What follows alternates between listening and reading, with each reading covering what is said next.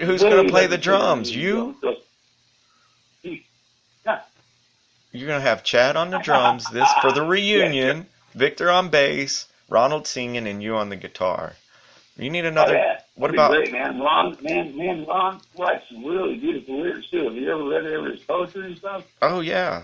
Yeah, dude, I mean, I was right there. I mean, when y'all's band and our crappy... Well, my part of the... I'm saying I was crappy in the band. My band was awesome. The rest of the guys in my band were great. But... yeah, I mean, we were trying to do our thing when y'all were doing y'all's thing at the same exact time. It's just... Look, dude, I'll tell you two things about playing in a band in Texas back then in 1990, 1991. Yep. Don't drop. If you can play on top of Burger Smith, you're doing good. Dude, if we got called one night to go play at some girl's party out in...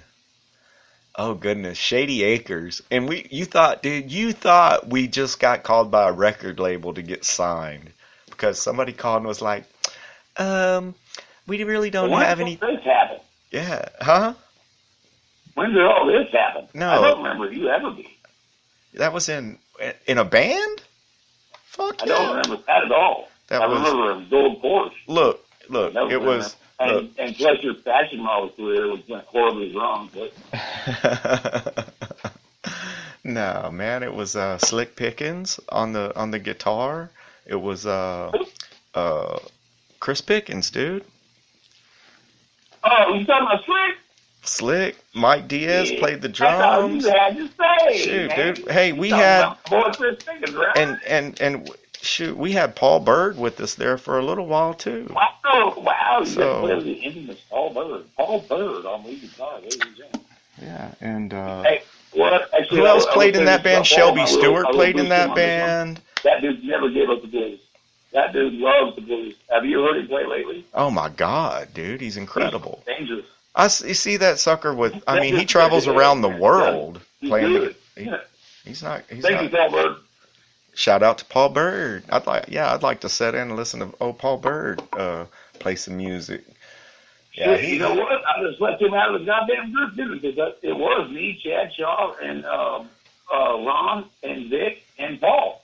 There you go. See, I'm saying, dude, we all kind of like we'll show it. Ooh, I don't know, man. I think Paul pretty much scary now. Cause that dude, man, he has dinner with fucking Buddy Guy and stuff. I know. That's what I'm saying. He travels around the world playing the guitar. Hey, I'm gonna get Paul Bird on the show, dude. That'd be a good show. We should do that. You know what, Paul Bird, you just got called out. That's it, Paul Bird. You just got called out too, buddy. And you know what, Chad Shaw, I'm gonna have him tomorrow night on the show. I think I'm gonna try to. He's too busy to talk to us, man. He's a rock star. I know he's a rock star, but he just because he's pretty close. I'm in Alvin, and he's in Pearland, so I might be able to get him out off of his busy schedule tomorrow evening, and we'll talk a little bit about the Shaw Band and what they got going on coming up soon. We're gonna do a two-part of us. I'm not even done. Do what? Not by a little bit. Who what now? I said we're not even done by a little bit. Oh no. Oh, are we shutting the show down? What the fuck's going on, Rob? Tell me what's up. Shutting what show down? This show? What? We're breaking the internet right now, man. We got like 10 million people listening. Now I'm going into my mad voice. Okay. Hey, you know what's really great? What's that? Cream of chicken soup with ramen noodles, man. Chicken soup with ramen noodles. Yeah, that's so good. Are you poor? Because I'm poor. I don't get to eat very well. But man, sometimes you can put some shit together. It tastes pretty good. Yeah, it happens. Caramel apples and green beans. Who knew? No, man. I actually found a 99-cent burger today at Wendy's and tripped me out. What? Yeah. It's a junior bacon cheeseburger. No, a junior bacon cheeseburger's $1.69 now, dude. Yeah, no, they have a cheeseburger for 99 cents though. And you're right there at the goddamn Breakfast Mall, aren't you? No, I was at no. They have a Wendy's in Angleton now. Story, Rob. I'm gonna tell you something that really pissed me off one day. I used to work at that Wendy's at the Breakfast Mall. Tell me about it. I met my first wife there. That was anyway. This dude that was out there, the homeless dude. Hey, outside the mall. I'll take number 2 and a wife, please. Dude, he drives a fucking Lexus and he has hundreds of dollars of bills. I'm like, are you out of your goddamn mind? All I have to do is sit there and be lazy to get paid for it? Right. I was pissed. I was like, it's 2 o'clock in the morning. You're coming in here with a big fat sack of weed or money, whatever. Right. And it's like, and I'm like, God damn you, man. Fuck you. I'm actually working. And I jumped on my motorcycle and rode home all angry. Well, hell, I used to live out there on that grass farm. How about your ass? Right. And yeah, man, that was an angry ride. Life is too short for some of that bullshit working at Wendy's, isn't it, man? Whew. I'm fucked up.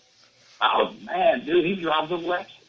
I'm like, I got a 650 Honda, and you got a fucking Lexus. And all you do is sit out there and act cool. Boy, that's when I discovered that I do not like bumps. You want a cigarette? Hey, you know what we did? We saw on, it was on, I think on Craigslist the other day, was a white Honda, a white Honda Turbo from back in the day. The 500. Yeah. Yep. The 500. Dude, that thing had turbo lag so bad, I owned one for about a week. It had turbo lag so bad. I'm talking about getting on 2004, right? 2004 is a real smooth street. And that thing would just go, and it would just get real pissed off around $5,000.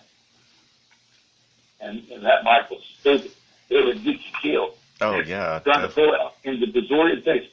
Brazoria, Texas. You know right where I'm at. We're talking right on Main Street, going down to the grocery store and all that shit. Right. That bike down there got me killed twice. I was like, well, fuck this. Trade it off to somebody else, huh? Man, fuck this thing. The turbo lag on that thing was just horrible. The bike didn't even have any pickup till about $5,000. I mean, what are you going to do? You going to sit there and peg the thing every goddamn time? Yeah, I mean, it was a pain in the ass to ride. I hated those 500 still. It was a Honda. White, red, and blue Honda. Yeah. And that's some of this stuff. It almost did. And the flip side of that. Somebody's almost still you. Oh, goodness, dude. I've several. Yeah, I was going to say that. Too many to count, man. I mean, actually, near death, probably only 3 or 4, but yeah, a lot. I mean, near death experiences make you go, I don't want to ride this thing again. Yeah, but I mean, or I got ran over. I got hit by a Lincoln Navigator in 2006, dude. And it fucking it made my bike look like a pretzel and shot me about 30 feet through the air. And that's really why I advocate people wearing their damn helmet, especially if they're going on a ride with me, man, and my bike. You know what, Rob, I agree with you on that. Wearing a helmet in Texas is a choice. In Oklahoma, you don't have a choice. You have to wear a helmet if you're going to wear a bike. And here's the deal. If you're wearing that bike just like you're wearing your goddamn shoes, here's the thing. Put the fucking helmet on. Save your brain. That's it, man. You know what? I'll tell you a quick story about a friend of mine named Warren. Warren lived in LaPorte, Texas, and he went on a motorcycle ride one day with his friends. I didn't hear about this, okay? A year after this happens, after he has an accident, his mom comes to me and she brings me, he has a Harley-Davidson V-Rod anniversary edition. Beautiful, beautiful silver bike, right? Platinum edition. Yeah. Water cooled, motherfucking badass 60s. She brings it to me on a trailer, and the left side of it's all scraped up, and she said it hadn't run in almost a year. So I got it running for her, and then when she came to pick it up, and I said, well, where's Warren to come get his bike? And she said, oh, I want you to ride the bike. I want you to talk to Warren for a minute because you'll see. Whenever we got to the house, she told me, she said, yeah, Warren has just now gotten to where he can sign his own checks again. He can't ride his motorcycle anymore. And that was one of 3 motorcycles that he had in his garage. And he also had a GMC Typhoon sitting there in his garage. And this is what happened. He gets on his V-Rod one day without his helmet. He's got a friend in front of him and a friend behind him. The friend in front of him wipes out. Well, Warren swerves to miss the buddy in front of him, and he just laid his bike down. When he laid his bike down, the guy behind him ran right over his fucking head. When all that shit starts happening right in front of you, you can't stop. Yeah, the dude right behind him ran right over his head. And like I said, he just now could form complete sentences and sign his own checks a year after that. If he had just had a helmet on, you know what? He might have gotten a broken arm or something like that from that accident. But that's fucking irrelevant, man. Man, seriously, hey, and this is a note to everybody out here listening to us. Seriously, I don't give a fuck if you think you're a badass player, you goddamn man.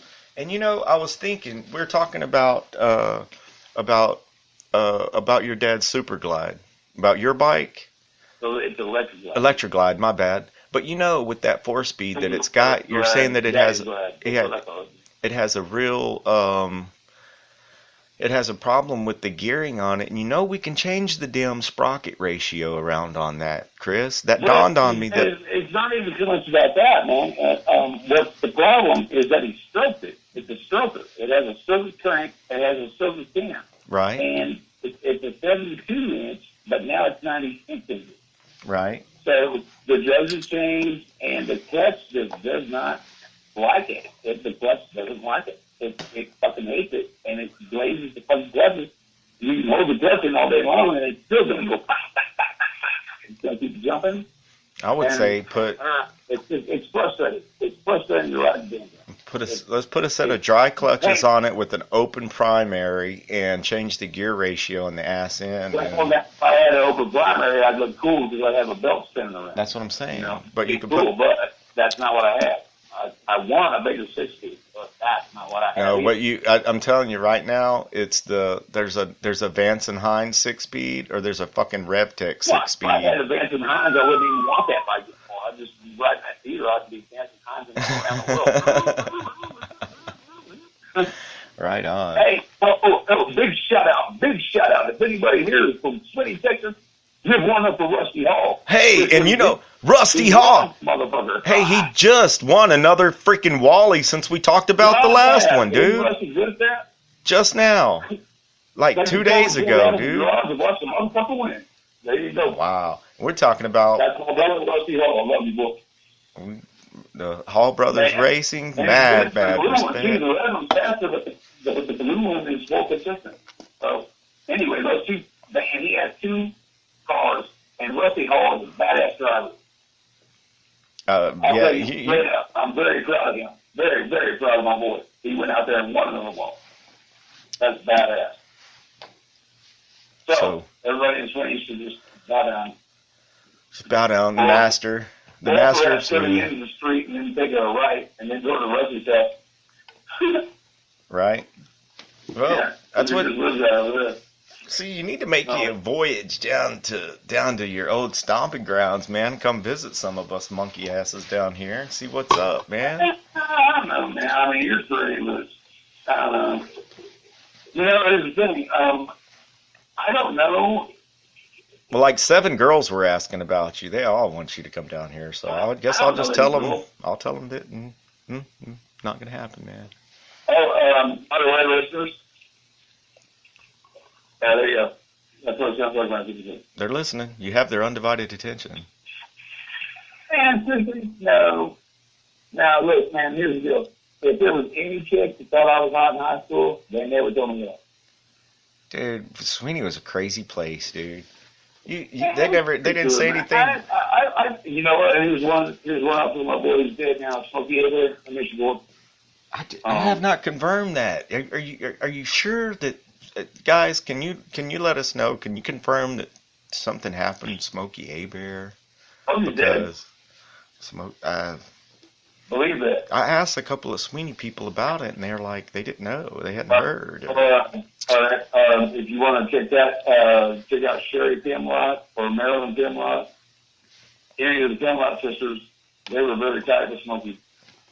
Well, yeah, he's not. That definitely really, really sucks, dude. I mean, yeah. That's kind of messed up. We worked out the Old Ocean Project for a long time, and maybe that had something to do with it.